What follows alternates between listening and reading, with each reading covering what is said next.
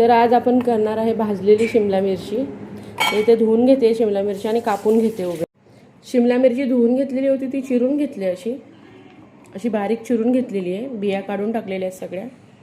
इथे फोडणीसाठी 4 मिरच्या घेतलेल्या आहेत हिरव्या, जिरं घेतलेलं आहे आणि लसूण बारीक करून घेतलेला आहे 4 ते 5 पाकळ्या मोठ्या।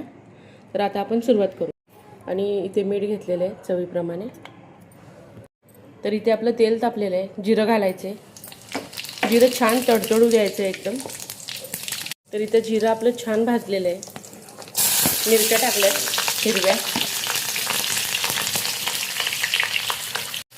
आता लसूण घालूया, हा लसूण पण छान भाजून घ्यायचा आहे याच्यात। तर इथे लसूण पण भाजून झालेला आहे आपला, मिरची घालायची आहे लगेच। गॅस फास्टच ठेवायचा आहे, बारीक नाही करायचा। आणि याला परतून घेऊया जरा। तर बघा मिरची हलवून घेतलेली आहे चांगली आपण सगळी। याला झाकण नाही मारायचं, फास्ट गॅसवरच हिला हलवत राहायचं 5 ते 10 मिनिटं। मीठ घालायचे चवीप्रमाणे येते, जास्त पण भाजायची नाही आहे, नरम पडते जास्त भाजल्यावर। त्याला आपण असं 5 ते 10 मिनिटं हलवत राहूया। तर बघा इथे मिरचीला झाकलेली नाही आहे, हे बघा पाणी सुटतंय मिरचीला, पाणी सुटतंय, त्याच्यामुळे झाकायची नाही तिला, असं हलवत राहायचं फास्ट गॅसवर।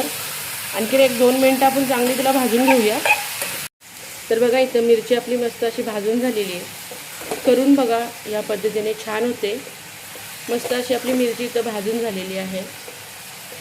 तर बघा मस्त अशी आपली भाजलेली मिरची तयार आहे इथं, करून बघा अशा पद्धतीने छान होते। जर तुम्हाला माझे रेसिपी आवडत असतील तर प्लीज लाईक, शेअर आणि सबस्क्राईब करा।